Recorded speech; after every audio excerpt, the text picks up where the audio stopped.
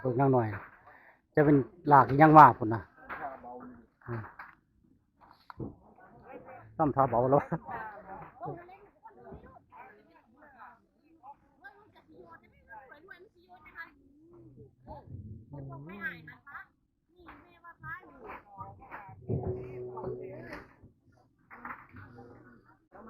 ล่ำนี่ครับเรือประจำหมู่บ้านน่าจะเป็นล่ำสุดท้ายอ่ะล่ำสุดท้ายผู้สาวงามคนว่างามมุมงามเลยครับเบิ่งครับจะมีผู้สาวงามบ่เรือล่ำสุดท้ายผู้สาวงามตามคล้องบ่ได้ได้ไปทางนั้นนางขับคล้องบ่ได้โอ้ยโอ้ยโอ้ยคือเสียวเถอะวะโอ้ยคักหลายโอ้เสียวหลายเสียวน้ำผีน้ำหนองเสียวน้ำลายเออเออเอาเสียวน้ำข้าเจ้าขนาดเลยครับเอาเราบ่ถือว่าเจ้าเฝ้าไทยนะอายแล้ววะเจ้าของเสือกก็แล้วกันเออเออเอานี่แหละครับภาพบรรยากาศถ้าเรือธรรมชาติก็จะเป็นธรรมชาติแบบนี้นะครับเพิ่นสัญจรไปมาเพิ่นใช้ชีวิตแบบนี้มาตั้งแต่สิว่าจะไหนครับ200 ปีหรือว่า1,000 ปีมาแล้วว่าไป1,000 ปีมันก็ไกลโพดครับ100-200 ปีนี่ละเอาในความเป็นจริงเราเพิ่นก็ใส่ตั้งแต่1,000 ปีพุ่นละเส้นทางน้ำใส่จากการสัญจรทางเรือเป็นภาพบรรยากาศแบบธรรมชาติแบบนี้ครับมาหาเบิ่งหาชมได้ครับที่ตลาดนัดบ้านด่านอำเภอโขงเจียมเป็นตลาดนัดไทยลาวส่วนมากพี่น้องฟังลาวเพิ่นก็จะมาตลาดนัดไทยเพิ่นมาซื้อสิ่งซื้อของเอาของมาขายโอ้ยโอ้ย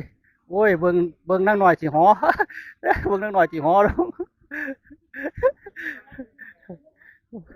เสียวน้ำนั่งหน่อยหลายคือว่านั่งหน่อยสิหอลงบางหัน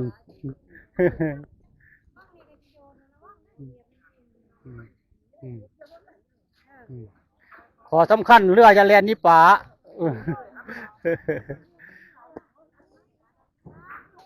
นี่นะครับภาพบรรยากาศใจเย็นนั่งหน่อยใจเย็นเอาโอ้ยโอ้ยเสียวอะไรนั่งหน่อยเลยจบ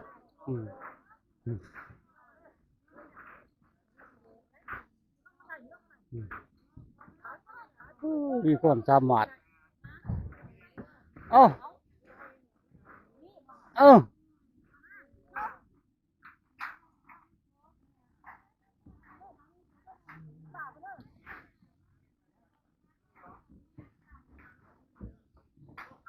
ครับกำลังหลากออกมามันหลากยัง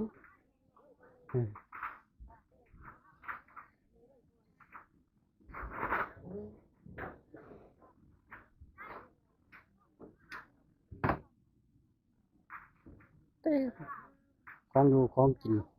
กระเป๋าเสื้อผ้าอาภรณ์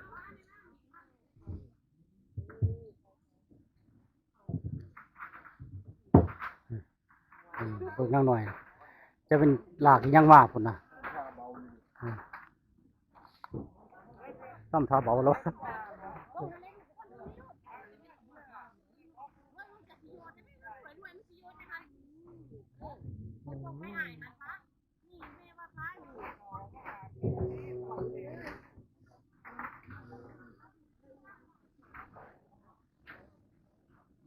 แล้วว่า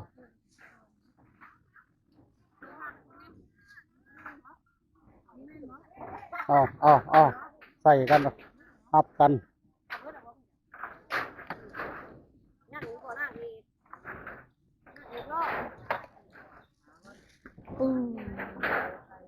ขากลายขากลายโดดลงเลย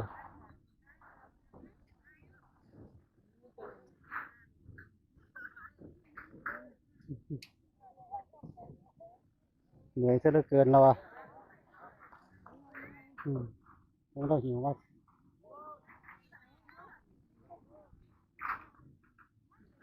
เราจัดมาเต็มใหม่เต็มมือแล้ว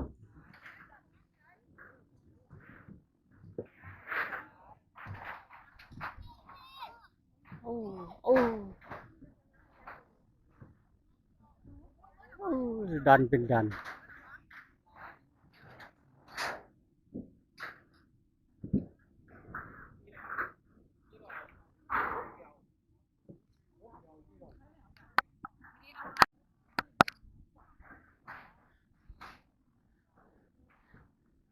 โอ้ย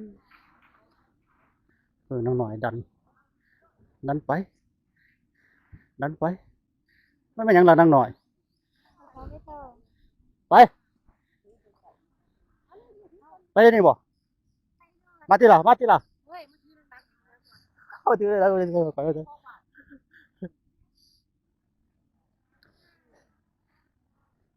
น้องหน่อยถือเป็นนักพลูเว้ย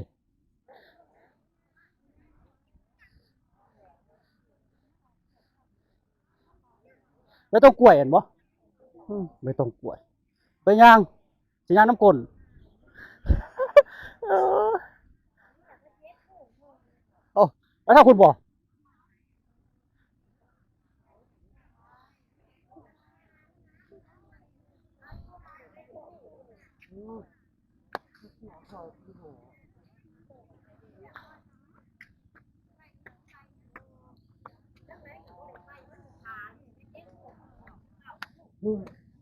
อุ้ยเอาไว้นี่พ่อนี่เอาพ่อนี่เอาบ่เป็นหยังห้วยดีก็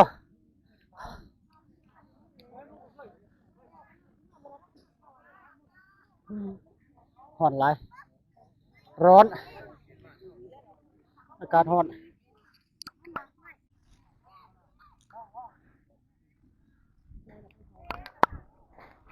เอากระดงกระเบียนกระขึงหรือจักเขาเอิ้นอีหยังล่ะหางอพอลโลเอาหาบขึ้นไปหวด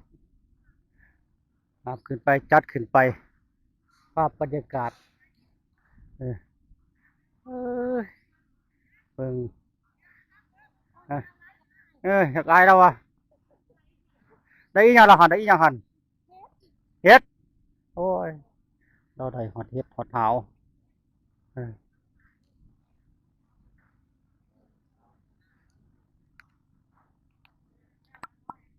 เอาเราหิวลงไปแล้วครับนี่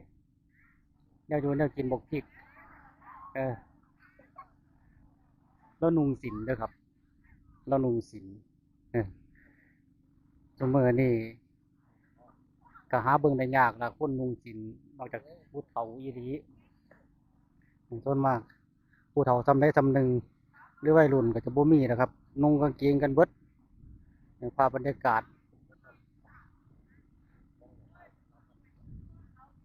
โอ้เมื่อคนอื่นใส่กันแล้วอื่นใส่กันแล้วพุ่นโอ้ภายในเมื่อแล้ว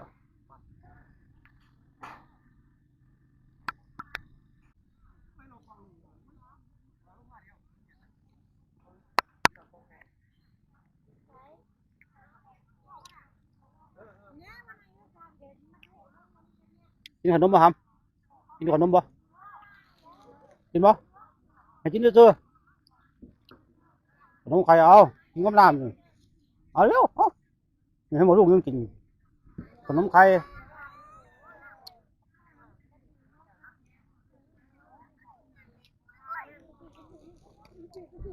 ไปกินขนม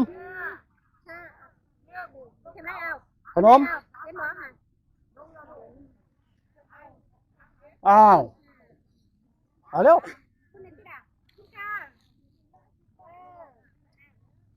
นั่งบ่เอา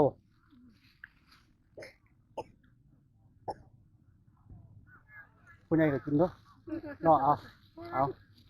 น้องหน่อยว่ากินคุณยายก็กินที่เอาขนมไข่